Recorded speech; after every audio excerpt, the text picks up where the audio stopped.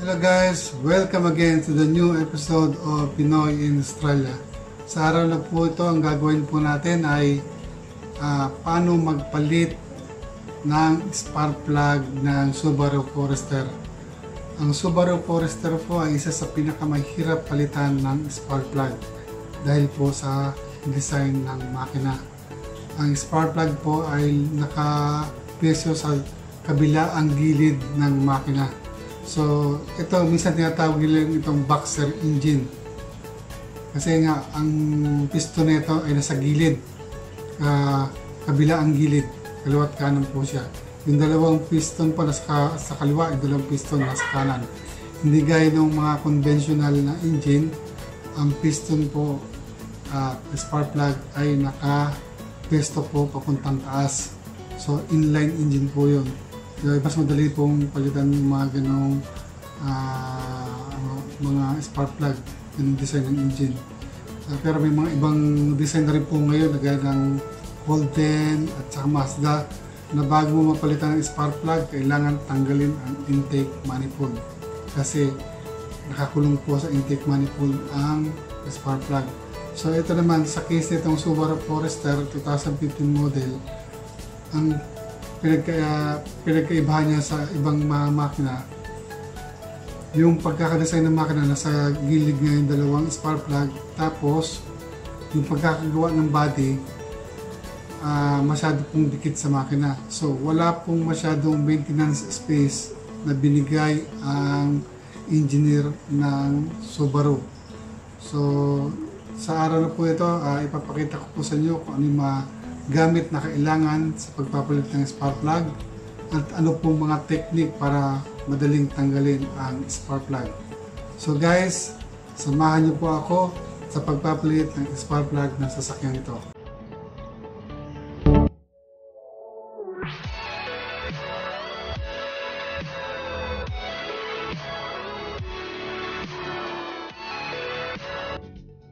Okay guys, i-review lang po natin kung ano yung mga kailangan na natin gamitin sa magpapalit ng spark plug ng Subaru Forester. Ang kailangan po dyan ay itong 1/4 drive na ratchet, at saka ito pong Gis, at saka isa pong 8mm na socket. Ito po ay pantanggal sa clamp ng air duct ng air filter papunta pong throttle body ng sasakyan. Ito naman po, ginagamit din po sa pagtanggal ng mga tornilyo ng air filter housing at saka ng baterya. Tatanggalin din po yung baterya, pati yung pantanggal ng holder ng baterya. Ito po. So, kailangan po natin ito. Ngayon, kailangan din po natin ito pantanggal ng mga clip ng ducting ng air filter. At saka ito rin po kailangan pantanggal po ng clamp. So, ngayon, pagtatanggalin na po yung spark plug, ang kailangan po natin gamitin ay deep socket na 14mm. Yun po yung sukat ng spark plug niya na kakasya ng socket ay 14mm. Hindi po yung conventional, hindi po kakasya yung conventional na na pantanggal ng spark plug. Ito po yung conventional, itong 5/8. Maluwang po itong 5/8. Maluwang po siya, pakaluwang niya. So, ang kailangan natin dyan ay itong 14mm na deep socket. 1/2 drive po. Ngayon, yung iba po, ang ginagamit itong 3 drive na 14mm. Depende po kung anong brand meron kayo. Sa akin hindi po umubra kasi maiksi itong 14mm na deep socket ko. Siguro pag ibang brand medyo mahaba siya. Sa Stanley po hindi po umubra kasi ito po ang dahilan. Pag kinabit mo na ito, hindi mo na siya malagyan ng extension. Ayun eksakto na po siya dun sa dulo ng spark plug. Kaya hindi po umubra ito. So, depende lang po kung anong meron kayo. Kung mahaba yun, yung ibang brand, talagyan natin mga Snap-on, siguro mahaba yun sa Snap-on, mga SP, yun. Ngayon, Kapag tatanggalin na po ang spark plug, ang kailangan po natin ito, dip socket, 3-inch na wobble type na extension, at saka yung universal extension. So, sa harap, sa bandang harap po, itong pwede. Sa bandang likod, ito. Ngayon, pag kinabit mo na ito doon sa spark plug, hindi mo makikita ito. Kailangan kabitan mo na ito. Once na nakabitan mo na ito, o kaya ito, alin man sa pwede, kakabitan mo ngayon ito, o ito. Pag nakakabit na yan, kunyari ito nakakabit na, saka mo gagamitan ng ito ratchet. So ito, saka ito, magagamit mo ito sa right hand side po ng makina. Pero doon sa left hand side, sa bandang sa baterya, hindi mo magagamit ito. Hindi siya uubra. Ang kailangan mo doon sa may bandang baterya ay ito. Itong kailangan mo. Kailangan pag nakakabit na siya, saka mo papasukan ito. Pero yung sa bandang likod, ang ginamit ko sa may bandang baterya, sa left hand side, ito.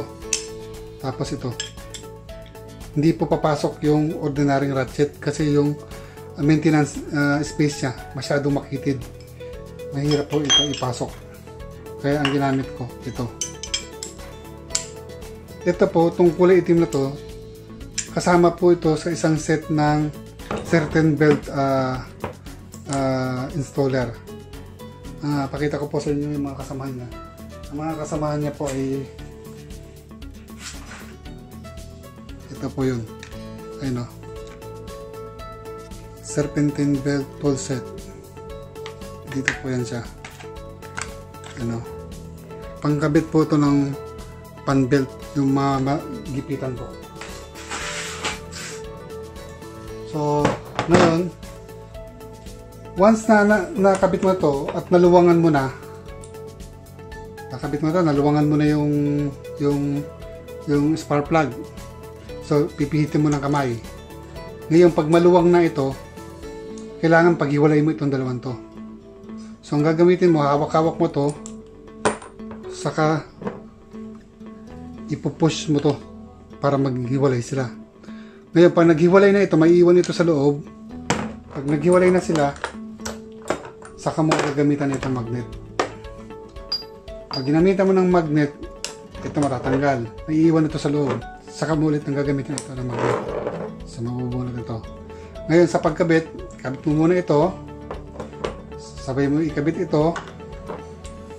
Pag nakapasok na, ikakabit mo ngayon ito. O ito. Ngayon, pag nakakabit na siya sa loob, saka mo siya pipihitin ng kamay para pumasok ito. Ngayon, pag pumasok na ito sa loob at hindi mo na mapihit ng kamay, saka mo siya ngayon hihigpitan ito. Higpitan mo. Saka mahigpitan. Tansyahin nyo na lang po. Okay guys, naikabit na po natin yung spark plug nitong Subaru Forester. Medyo mahirap na talaga siyang palitan. Kasi nakikita nyo, yan po yung spark plug niya. Yan nakalukit. Mahirap niyang tanggalin kasi yung maintenance space masyadong masikip. So ang ginamit kong pantanggal ng spark plug ay dip socket na 14 mm po ang ulo ng spark plug. Yung pinaka bolt niya. Tapos itong 3-inch na wobble extension na 1/2 drive. Tapos ang ginamit ko pong panluwang, pampihit, kasi doon po sa dulo hindi kasya ang ratchet. Ang ginamit ko ay ito po yung special tools po ito sa gamit sa kakabit ng belt ng mga yung mga pabalagbag ang makina. So ito po yung ginamit ko na pangpihit doon sa extension. So once na napihit na, iikutin na lang ng kamay. So ngayon po guys, ibabalik na lang po yung ignition, yung coil pack niya po. Ikakabit ko na lang siya.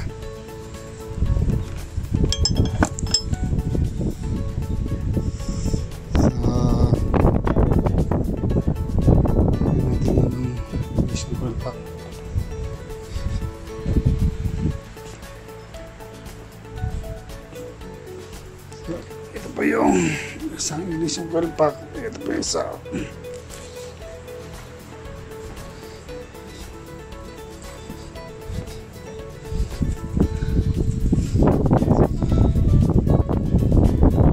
Kabit po natin ito.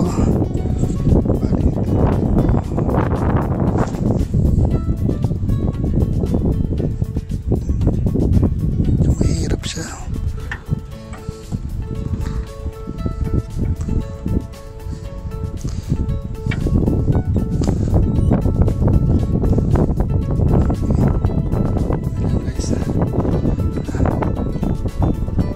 Hindi pwede hawakan ng cellphone.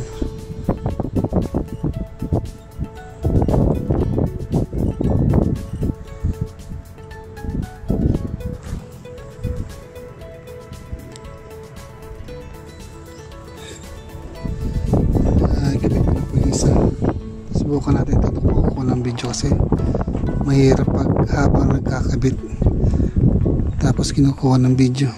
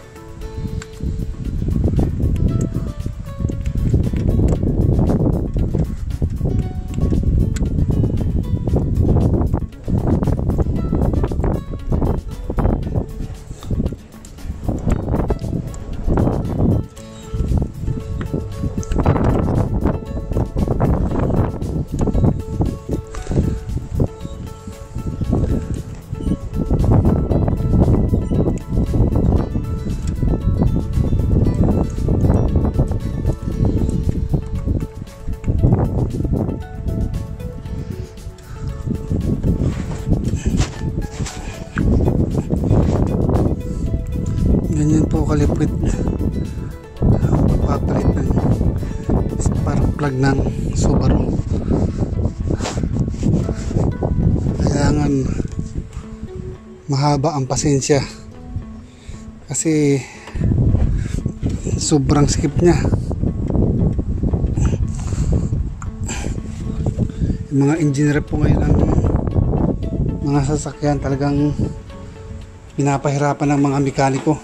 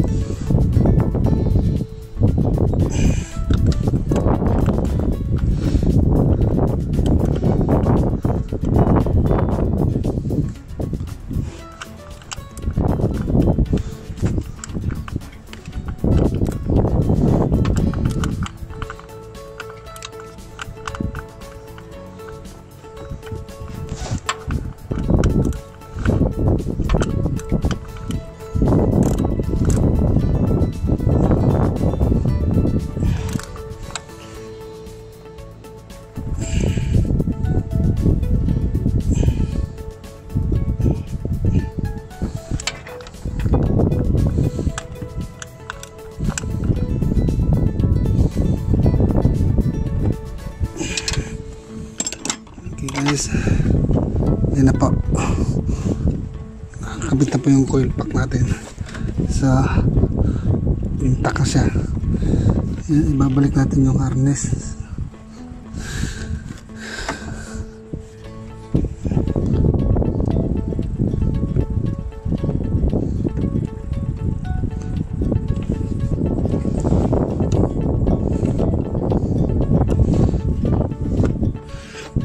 Makita ang dilim.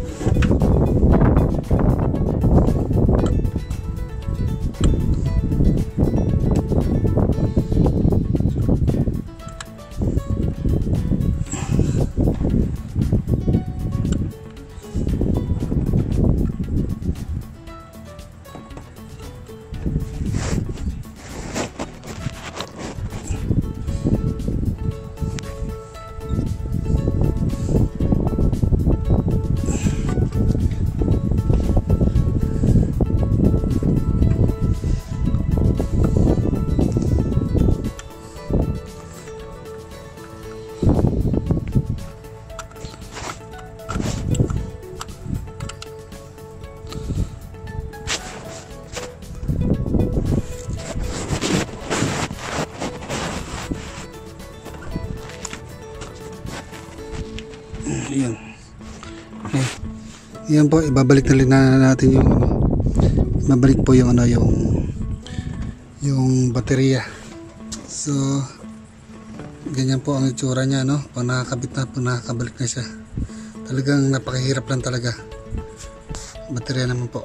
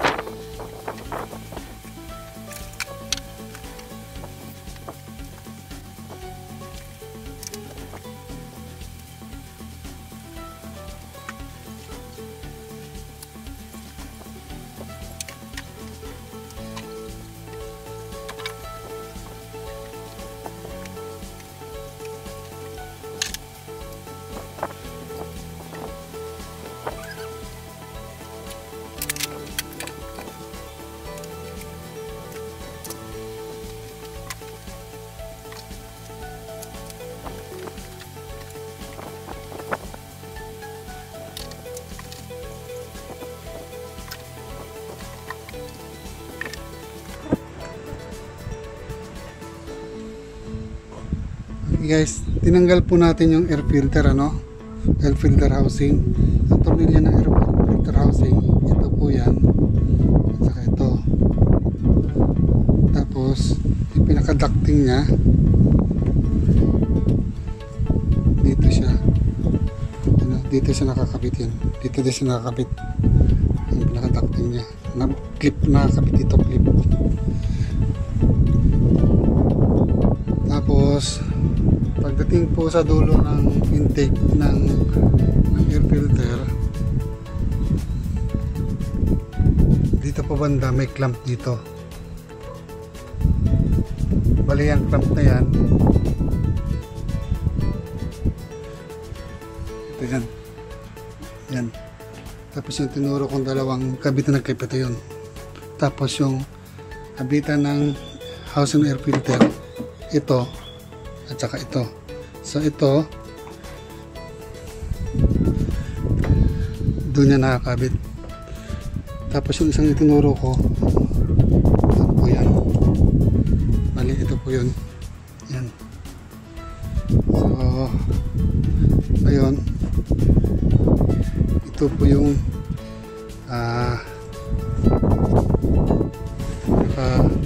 coil pack nya.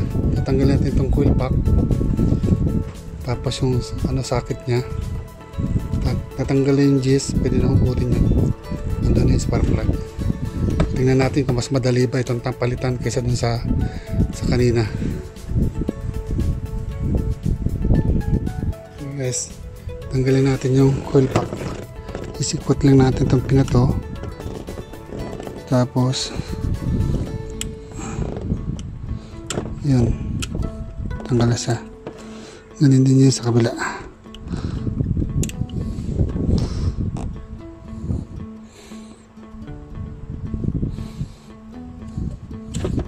Yan, tanggal na siya. Tapos yung gis, tanggalin natin yung pinaka-tornilyo niya.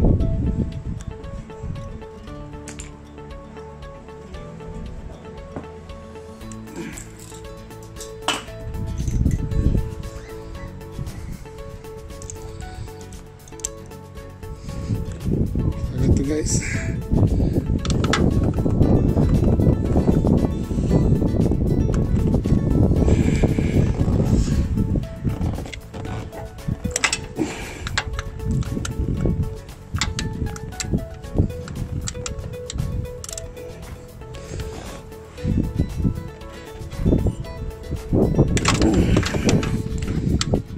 medyo matigas siya.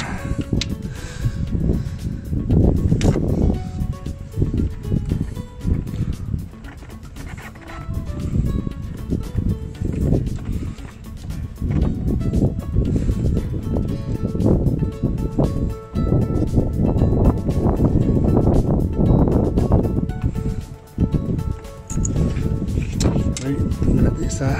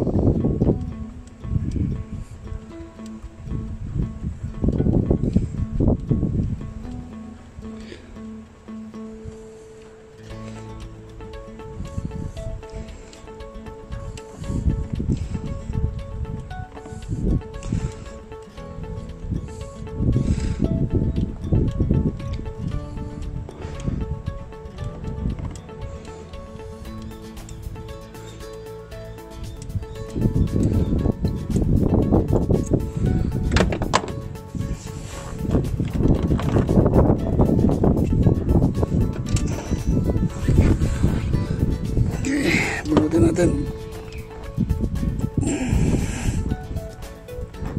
Medyo mahirap ito bunutin kasi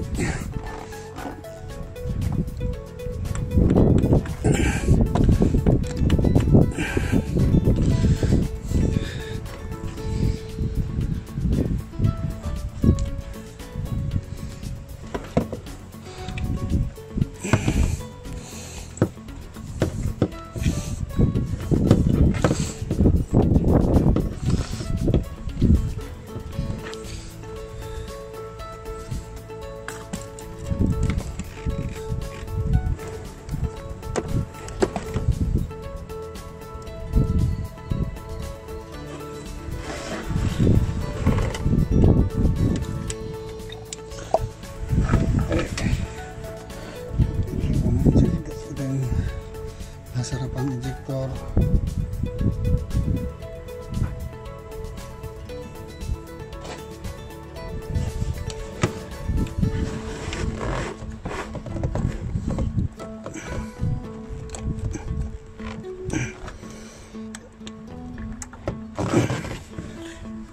Guys,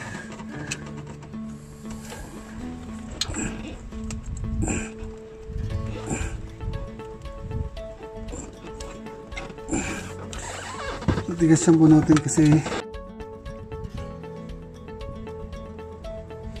ngayon guys, tatanggalin natin yung spark plug. Pagtanggal ng spark plug, tingnan natin kung ano ang obra, kung itong universal.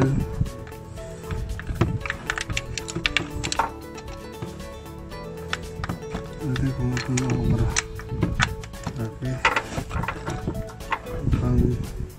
Mas madali itong tanggalin.